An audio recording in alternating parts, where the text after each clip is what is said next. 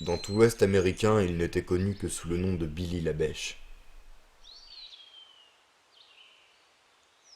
Même si certains étaient toujours dressés, combattant le temps sans jamais lui céder, il y en avait beaucoup qui l'avaient abattu, et beaucoup d'autres encore qui l'avaient enterré. Ce qui lui avait valu d'être si célèbre, c'était, et c'est toujours, ce fameux coup de bêche. Ah, sa bêche. Cette chose avec laquelle il creusait pour nous un lit éternel. Cette chose avec laquelle il recouvrait nos pieds de terre. Nos pieds si froids. Celle-ci donc avec laquelle il avait entrepris ce long voyage. Juste pour moi. Et je l'attendais de pied ferme.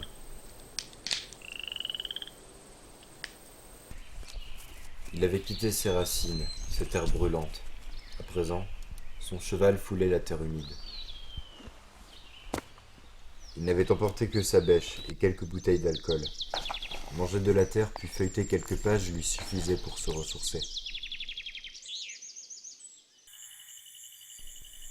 Mais cela ne suffit pas à sa monture, qui mourut d'épuisement.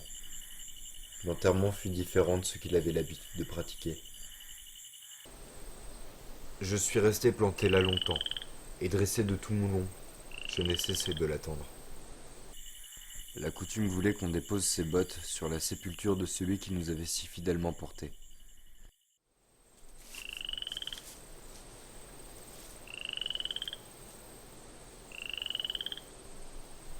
Lorsqu'il arriva enfin, nous sommes restés un moment à nous observer.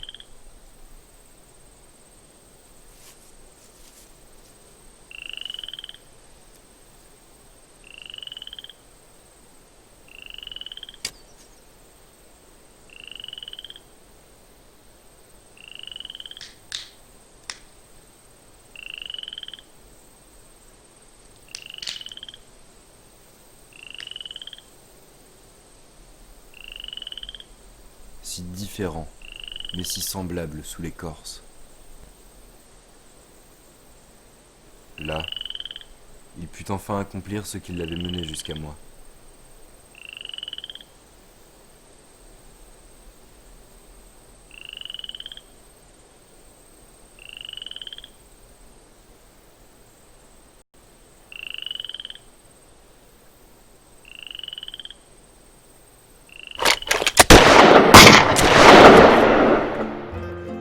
Un si long voyage pour moi. Pourquoi moi? Peut-être parce que dans l'Ouest il n'avait jamais trouvé celui qu'il avait toujours cherché. Ou simplement, savait-il que je serais le dernier?